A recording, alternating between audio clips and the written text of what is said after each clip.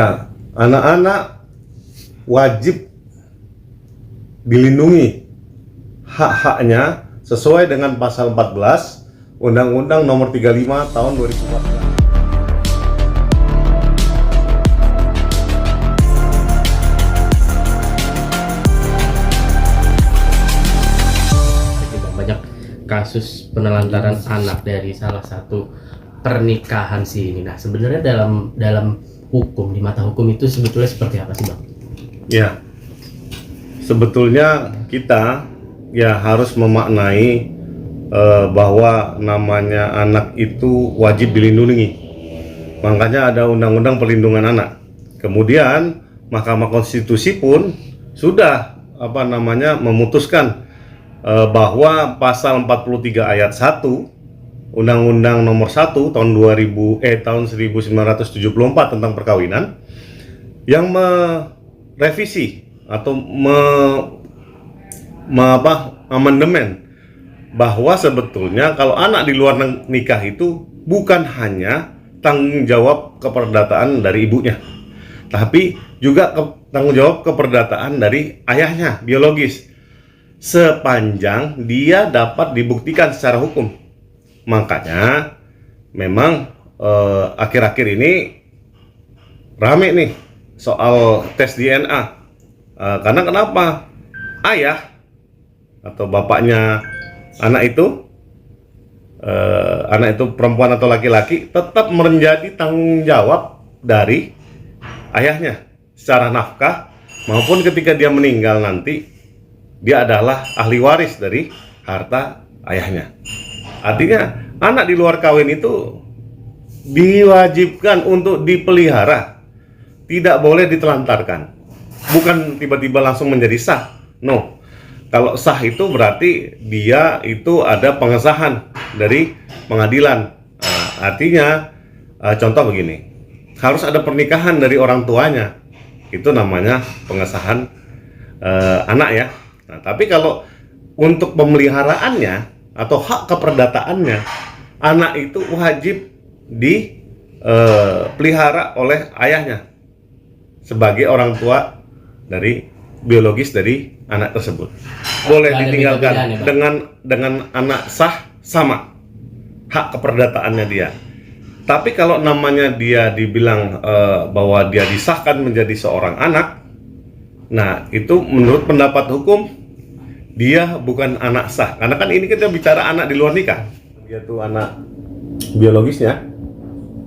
Artinya yang perkara ini yang kita bicarakan ini patutnya saya kasih pendapat untuk ngikutin jejaknya istrinya yang Rezky Aditya inilah.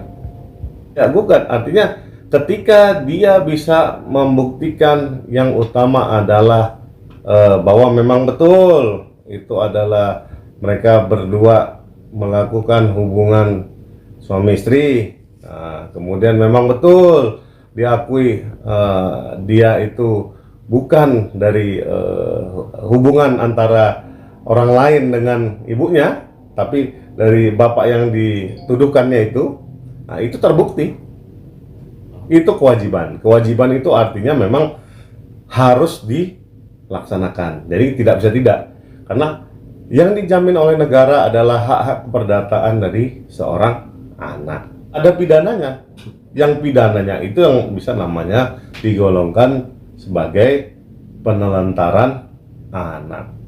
Kalau yang jelas penelantaran anak itu sudah diatur di Undang-Undang Perlindungan Anak. Nah, anak-anak wajib dilindungi hak-haknya sesuai dengan pasal 14 Undang-Undang Nomor 35 Tahun 2014 tentang perlindungan anak, yang isinya adalah anak tetap berhak mendapatkan pengasuhan, pemeliharaan, pendidikan, dan perlindungan untuk proses tumbuh kembang dari kedua orang tuanya, serta memperoleh pembiayaan hidup dari kedua orang tuanya.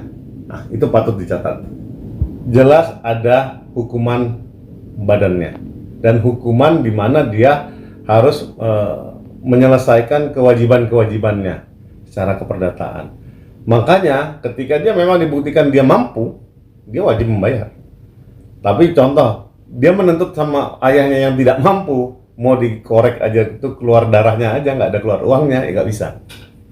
Secara kepatutan, dia harus bisa menjadi orang yang bertanggung jawab alias dewasa. Jadi makan minumnya, tumbuh kembangnya, pendidikannya hingga dewasa.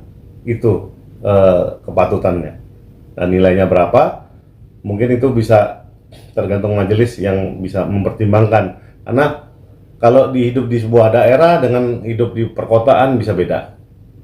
Dia kuliah di mana dengan ininya di mana. Nah, tergantung hakim bisa memutus bahwa itu pantas atau enggak diganjar angka tersebut. KPAI sebagai perwakilan negara harus hadir di dalam seluruh permasalahan di sendi-sendi masyarakat. Permasalahan penelantaran anak ini menjadi ujung dari puncak gunung es, sehingga yang terketahui oleh khalayak ramai hanya public figure, tapi untuk masyarakat biasa itu tidak tersentuh sama sekali. Makanya saya berharap KPAI dengan bijaksana, dengan melihat keputusan-keputusan hukum yang ada, dan lebih untuk mengeksekusi dari undang-undang yang sudah berlaku. Nah, contoh, ketika KPAI sudah menentukan bahwa ini ada yang melanggar, ada yang enggak, dia harus berkoordinasi dengan pihak-pihak terkait. Harapan saya, dia bisa memberikan haknya kepada yang berhak. Contohnya yang meminta keadilan anaknya yang ini, ya, dicoba didorong, walaupun itu di luar kewenangannya KPAI, tapi karena itu dia wakil negara, jadi harapan saya dia bisa berkoordinasi dengan pihak berwajib, kemudian pihak pengadilan, supaya mengeksekusi hak dari anak ini.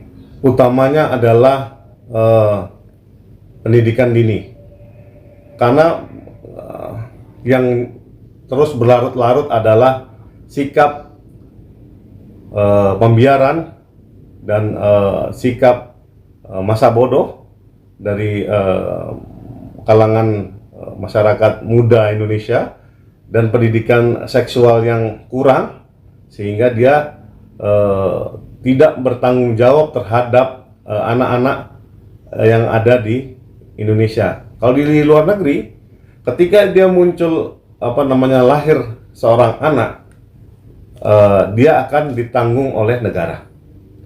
Nah, di Indonesia sudah mulai, alhamdulillah. Cuman memang untuk mengejar ketertinggalan, saya berharap KPAI sebagai alat negara ya mencoba untuk berlari untuk menyelesaikan PR ini.